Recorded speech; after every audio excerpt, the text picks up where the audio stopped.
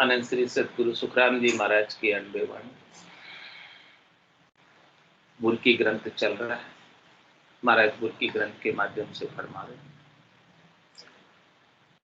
जन दरियाव संत जुग तारण, कल जुग हरि अवतारा। बुरकी तत्व खोजना कीनी, आगम निगम विचारा। खोजी परसा अगर कील जी, जन नानक लाहोरा। हरिदास की गोरख दीनी, यूं बुरकी सब ठोरा। बलक बुखारद सुल्तान, चेरी चाटक सिद्धा। तजिया राज भजो साहिब को, योगद में बाजिंदा। सेवु समन नीका बुरकी, बगतू मात फरिंदा। नूरा मात पुत्र है तमसा, साई शीश सरिंदा। त्रिलोक चंद कर रयो भरतियो, नामे नाम नवीर्यो। छान छवाई गौ जिवाई, मंदिर को मुख फेर्यो। बांदर भील रीछ निस्तारी, नाम धरु किन किन का। पापी अनंत उधार्या, भुरकी अजामेल गज घनिका। चार जुगा में भुरकी चावी, धर्म ने जाना विदिका। 14 भगत माल में चारण, एक एक सो इदका। महाराज फरमाने हैं कि जो निज नाम की सतनाम की कुदरत कला की नेंचर की, ब्रह्म ज्ञान की, तत्व ज्ञान की, सार तत्व की बुरकी है। ये आत्मा के कल्याण का ज्ञान है। ये ज्ञान जन दरियाव संत जुग तारण, कलयुग हरि अवतार। कलयुग के अंदर परमात्मा के अवतार के रूप में दरियावती महाराज इस संसार का उद्धार करने हेतु पधारे। समय समय पर संत सदगुरु केवली भगवंत इस धराधाम पर, इस भरतखंड में अवतरित होते। इसलिए भरतखंड विशेष है।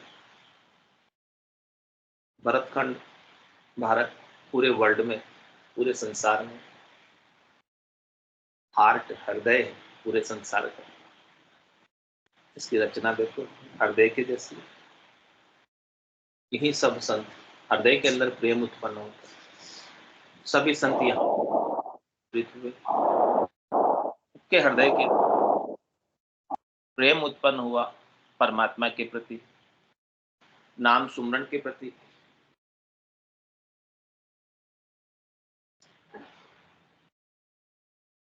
और स्वयं परमात्मा संतों के रूप में, सदगुरु के रूप में, केवली भगवंत के रूप में इस धराधाम पर नित्य अवतार लेकर पधारते हैं। और उनके अणबे की जो वाणी है, वो वाणी अनंत जीवों को तारती, उद्धार करती। उनका जो ज्ञान, ब्रह्म ज्ञान, वो अनंत जीवों को परम मोक्ष की, परम धाम की, परम पद की, आनंद पद की प्राप्ति कराता है। जम जालम की त्रास सुन, हंसा करी पुकार। सुखिया साहेब आविया, ले जन को अवतार। महाराज कह रहे कौन आते हैं? साहेब। साहेब कौन? परमात्मा, राम जी स्वयं। क्या अवतार धर के आते हैं?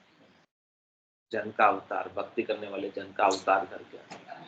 लेकिन अपन उन्हें पहचान नहीं पाते हैं कि इनके भीतर कौन बोल रहे हैं? भगवान बोल रहे हैं, परमात्मा बोल रहे हैं, संत बोल रहे हैं, सदगुरु बोल रहे हैं। ये हम पहचान नहीं पाते।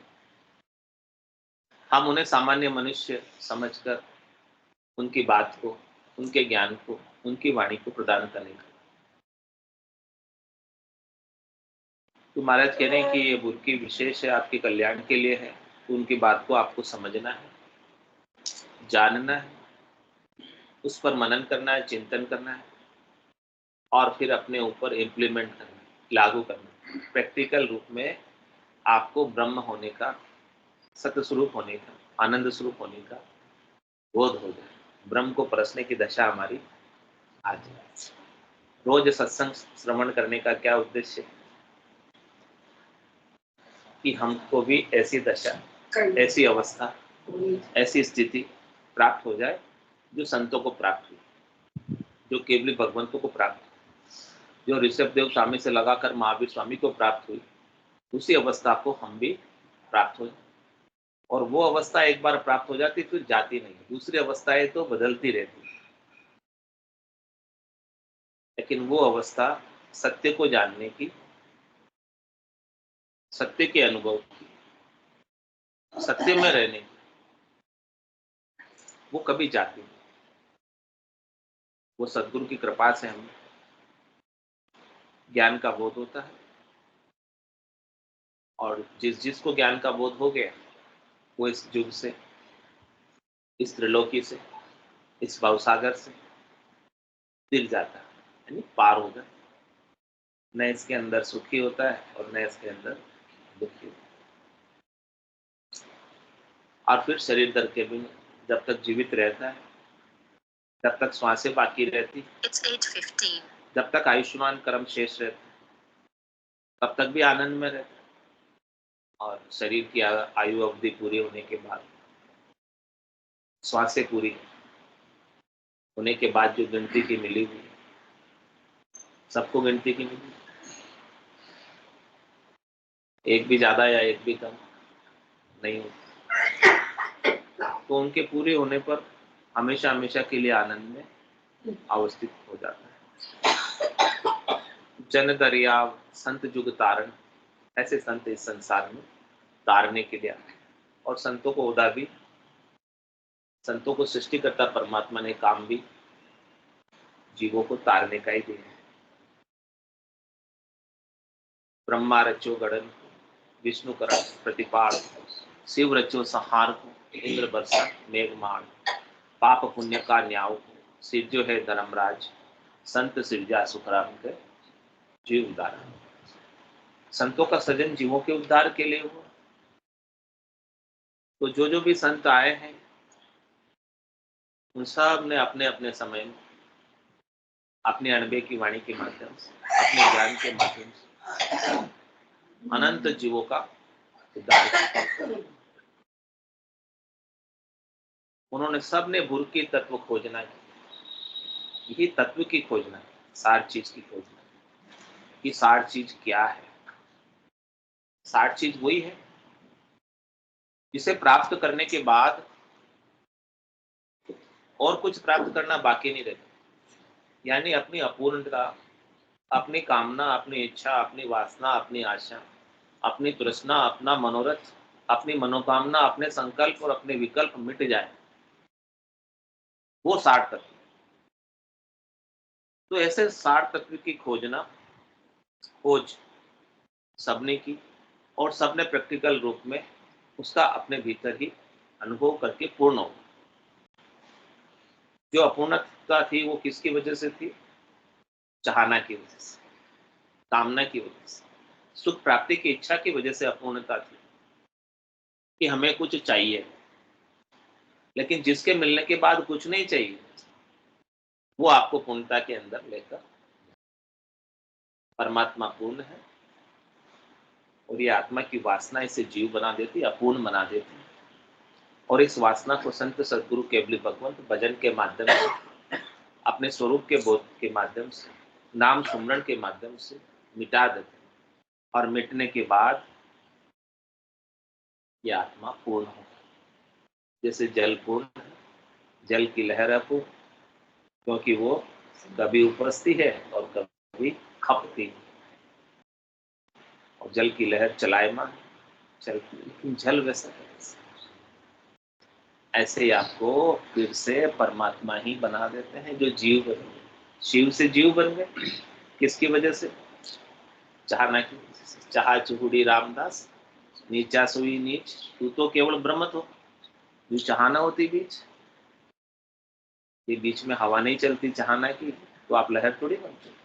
हवा के चलने से तो लहर बनी पानी से, चाहना की हवा चली और जल से क्या बन गए? लहर उठने लगी। वापस चाहना को ठहरा दो, हवा को ठहरा वापस स्थिर जल होते, ऐसे जल रूप बना देते, ऐसे परमात्मा रूप बना देते, इस आत्मा को परमात्मा का विचार देते, ब्रह्म का विचार देते। लेकिन लहर का तो कोई कंट्रोल नहीं है, लहर तो प्रकृति की है। प्रकृति की है, लेकिन ये आत्मा प्रकृति से बनी हुई नहीं है, ये आत्मा परमात्मा की बनी हुई है। ये आत्मा नेचुरल नहीं है, नेचुरल सारी शरीर है, नेचुरल सारे मन है, बुद्धि है, चित्त है, अहंकार है, ये सब प्रकृति के बने हुए और सब प्रकृति के नियम से बंधे हुए हैं। रज व सत्व और तम तीनों गुण प्रकृति के हैं, लेकिन ये आत्मा प्रकृति से अलग है, ये परमात्मा के तत्व की है, परमात्मा की जाति की है,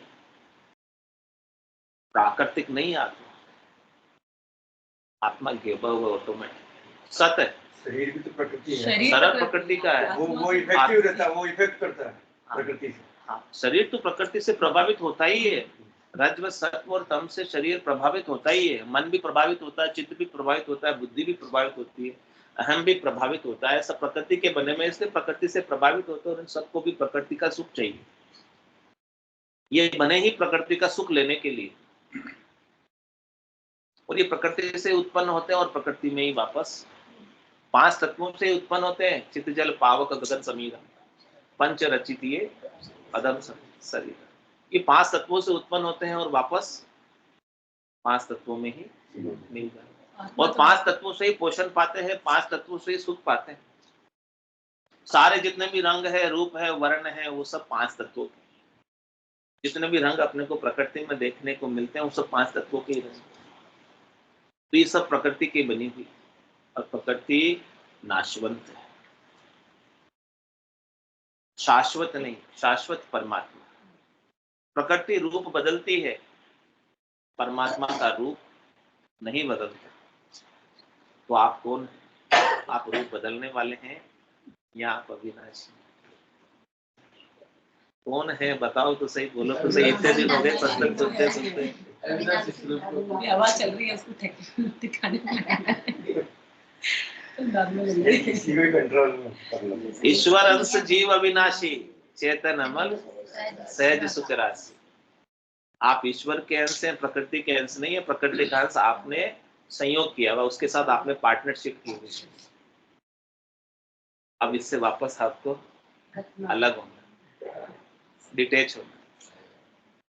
आप अविनाशी हैं, लेकिन आपने पार्टनरशिप क्यों कर ली? पार्टनर क्यों रखते थे?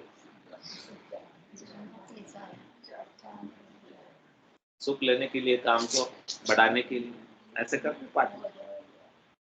तो आपने भी सुख लेने की इच्छा होने की वजह से इस प्रकृति को, इस शरीर को, इस मन को, इन इंद्रियों को पार्टनर बना दिया, सहयोगी बना दिया, और इनसे आप सुख ले।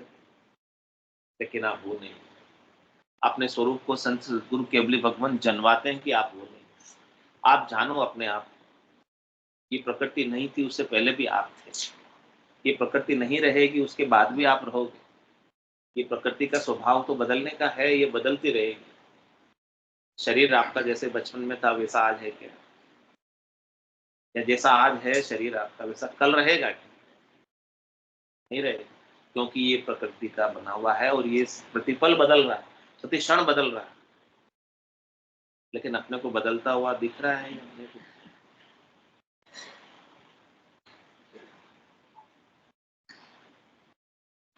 दिख रहा है, सबको पता चल रहा है, बदल रहा है। तो अपने को बदलने वाले को पकड़ना है या रहने वाले को पकड़ना है? बदलने वाले को पकड़ोगे तो वो कितनी भी देर, कितना ही प्रयास कर लो उसको पकड़ने का, वो पकड़ में नहीं आए। और रहने वाले को पकड़ोगे तो उससे आप कितने भी छूटने का प्रयास करो, छूट नहीं पाओगे। तो बदलने वाले को, बदलने वाले से सुख की इच्छा लेकर आप कितने दिन सुखी हो जाओगे? परदेसी की प्रीत ताई में क्या सुख पाओगे? परदेसी से आप प्रीत लगाओगे, कितने दिन रहेगा? अपने देश चला जाएगा। तो उससे प्रीत लगाकर आपको क्या लाभ मिलने वाला? तो ये शरीर क्या है? परदेसी है, चले ही जाने वाला है। रहने वाला नहीं है। तो इससे प्रीत करके, इससे हेत करके, इससे मोह करके, इससे आसक्ति करके, इससे सुख की चाहना करके कितने दिन रह लोगे, कितने दिन सुखी हो जाओगे? 4 दिन की चांदनी, फिर अंधेरी रात, फिर वापस वो।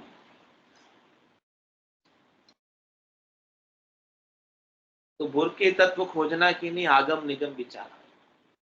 कह रहे महाराज के आगम और निगम, वेदों और पुराण शास्त्र, इन सब का विचार, इन सब का सार चीज, इन सब की खास चीज, मुख्य चीज ये सत्य केवल ज्ञान, सत्य ब्रह्म। आगम माना, निगम में निगम तो वेद पुराण है, आगम सारे शास्त्र है, 6 शास्त्र, 9 व्याकरण, 18 पुराण, 4 वेद। तो इन सब का जो है विचार, सार चीज, इन सबको खास चीज, इन सब में क्या है? यही तत्व की खोज, तत्व की बुरकी है। इस तत्व के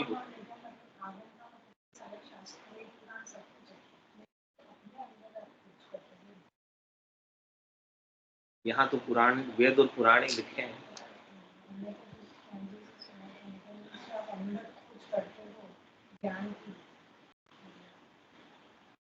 वही कोई भारतीय मात आगम निगम बखानी तुम सिंह पटरानी, तो ये वही चीज है। वही चीज, आगम निगम वेद पुराण, वेद पुराण और सारे शास्त्र ये आगम निगम के अंतर्गत आते हैं।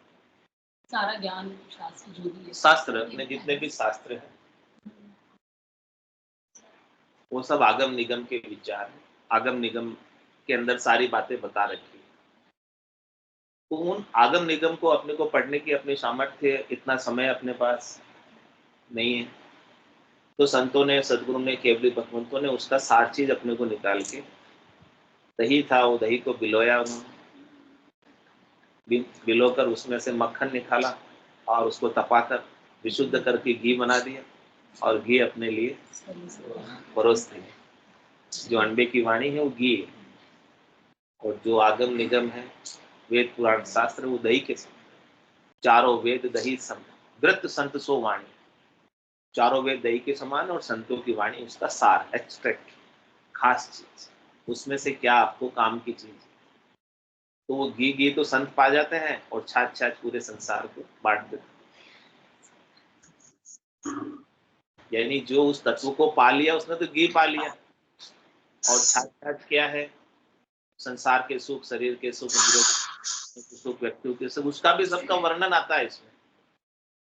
चारों वेदों में, 3 लोकों में गुणों की प्राप्ति का, अनेक प्रकार के मंत्र, मंत्रादिक का सबका वर्णन आता है। तो अब किसको घी पसंद होता है, किसको छाछ पसंद होती है, अपने अपने पसंद के अनुसार सब पा लेते हैं। यानी किसी को त्रिलोकी के सुख पसंद होते हैं, वो छाछ के समान है, तो वो त्रिलोकी के सुखों के उपाय में लग जाते हैं। वो भी उपाय उसमें बता रखे। और संत सदगुरु केवली भगवान त्रिलोकी के सुखों को प्रधानता नहीं देकर, जो परमात्मा तत्व है, सत्य केवल ज्ञान है, सत्य ज्ञान है, तत्व ज्ञान है, आत्म ज्ञान है, वो घी को पाले। उसमें से निकाला सब कुछ, उसमें से निकालकर उसका आनंद ले, घी की परमल सुगंध का आनंद ले। घी की ताकत कितनी है, घी का स्वाद कैसा होता है? खट्टा होता है, मीठा होता है, कड़वा होता है, कसेला होता है, तीखा होता है, कैसा होता है? तो कह नहीं सकते, बता नहीं सकते घी के साथ। बस जिसने खाया है, हाँ, वो कहता है घी का स्वाद बहुत अच्छा था। अच्छा ही कह सकते हैं, गुड फीलिंग आती है घी को खाने के बाद। ऐसे ही ये तत्व ज्ञान को जिसने पाया है वो बता नहीं सकता कि कैसा था, लेकिन आनंद की अनुभूति तो होती है। खोजी परसा अगर कीलजी जन नानक लाहौरम, हरिदास को गोरख दीनी यूं हुरकी सब ठोरम। ये हुरकी जो है तत्व ज्ञान की, सब हो, सब जगह है। किस किस के पास थी? कह रहे खोजी जी के पास थी, परसा जी के पास थी, अगर जी के पास थी, कील जी के पास थी, और लाहौर में नानक जी व गोरखनाथ जी ने हरिदास जी को। लाहौर जो अभी पाकिस्तान में है, पहले भारत में था। अखंड भारत की जो बात चल रही है उसमें पाकिस्तान का एरिया और सारे एरिया पहले भारत में ही थे, बाद में विभाजन हुए। बांग्लादेश का भी बाद में विभाजन हुआ है, सब चीजें, नेपाल का भी बाद में हुआ, सब चीजें पहले भारत में ही थी।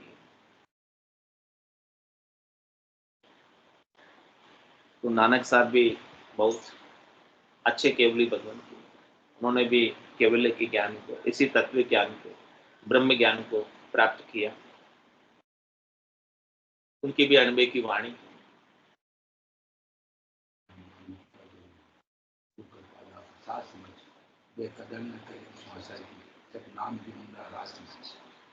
ये गुरु का प्रसाद, ये मनुष्य शरीर अपने को प्राप्त हुआ, और जो श्वासें मिली है अपने को, इनकी बेकदर नहीं। इसके अंदर राम जी के नाम का जप कर, इसे सफल कर, सार्थक कर, ऐसा नानक साहब ने। और कह रहे महाराज, बलक बुखारंद सुल्तान चेरी चाटक सिद्धा, तजिया राज भजो साहेब को, यो गद में बाजिंदा। बलक हुए, बुखारंद बादशाह थे, चेरी चाटक सिद्ध थे, उनके पास सिद्धाई थी। बादशाह ने राज छोड़कर परमात्मा का भजन किया। बाजी नंजी ने गद में प्रार्थना की। सबने इसी बुर्की को, तत्व ज्ञान को धारण किया। तो बादशाह की क्या सुख की कमी होती?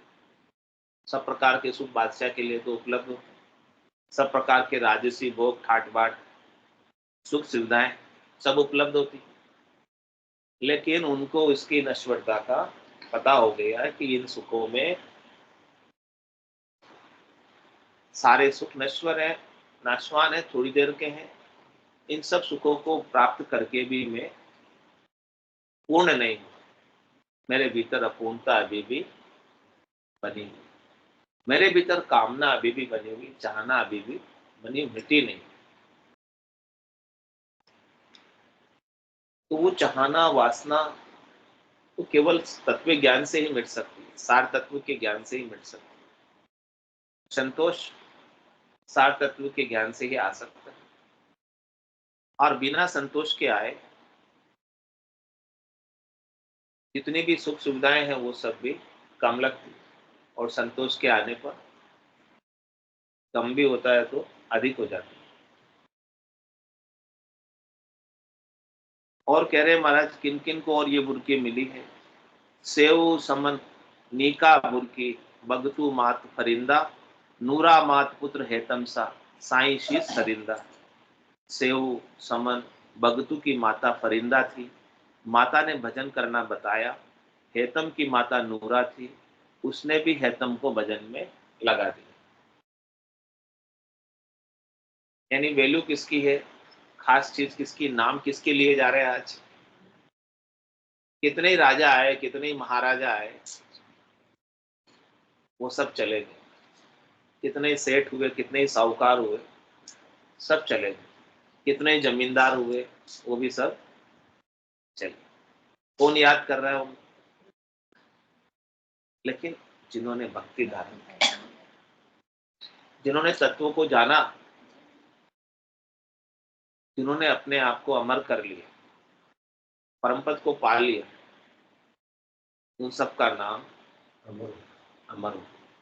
उन सबको आज भक्ति करने वाले जन आदर के साथ याद करते और उनसे प्रेरणा लेकर अपना भी कल्याण।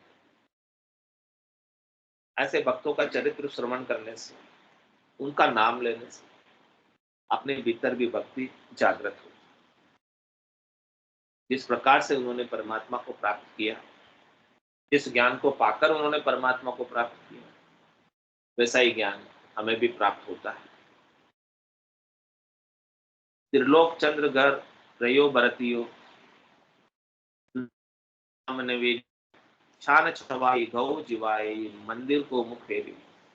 त्रिलोक चंद जी घर में रहकर भक्ति करते थे। इसमें घर का और वन का कोई कारण नहीं। भक्ति के लिए घर छोड़ने की भी कह रहे आवश्यकता है, क्योंकि घर को छोड़ के वन में भी जाएंगे तो वहां भी माया है। माया कहाँ नहीं, लेकिन अपनी ऐसी स्थिति हो जाए कि अपने को कहीं माया ही नजर नहीं, पहले तो संत सदगुरु केवली भगवान ब्रह्म को माया से अलग कर और फिर ऐसी स्थिति तक पहुंचा देते हैं जो भक्ति की सर्वोत्तम स्थिति है कि जहां पर माया का अस्तित्व ही खत्म हो जाता है, माया रहती ही नहीं, सब गोविंद है, सब गोविंद है, गोविंद बिन नहीं। सिया राम में सब जग जानी, करो प्रणाम जोरी जुग, मन वो चवर करे मन माही, जहां देखू ता सच्ची। माया पहले अलग करनी पड़ती है, माया और ब्रह्म को पहले न्यारा करते हैं और फिर भक्ति की उत्तम अवस्था तक पहुंचाकर यहाँ पर माया का अस्तित्व ही समाप्त हो जाता है, फिर वहां पर माया रहती है। किस प्रकार से? जैसे सूर्य के बिना किरण का अपना कोई अस्तित्व, जल के बिना लहर का अपना कोई अस्तित्व। माया क्या है? लहर। और सत क्या है? जल। असत क्या है? सकोरा। सत क्या है? मिट्टी। असत क्या है? आभूषण। सत क्या है? सोना। तो जब माया का अस्तित्व ही खत्म हो जाता है, माया पर अपनी दृष्टि खत्म हो जाती है, माया हमें दिखाई नहीं देती, फिर सर्वत्र परमात्मा ही दिखाई देते हैं, ब्रह्म ही दिखाई देते हैं। तो फिर घर में रहो चाहे बाहर रहो, क्या फर्क पड़े? फिर कोई फर्क पड़े? माया के साथ रहो चाहे माया से अलग रहो, क्या फर्क पड़ेगा जब माया का अस्तित्व ही नहीं होगा? माया तो केवल एक भ्रम है, दिखती है पर होती नहीं, प्रतीत होती है लेकिन वास्तव में ये शरीर भी माया का ही रचा हुआ है, ये भी जन्मती और मरती प्रतीत होती है आत्मा, यानी ये भी एक केवल भ्रम है। जन्मना भी भ्रम है और मरना भी भ्रम, इसका बालकपना भी भ्रम है, जवान होना भी भ्रम है, बूढ़ा होना भी। फिजिकल एग्जिस्टेंस है ना इसका, इसलिए ज्यादा लोग उसी में रहते हैं।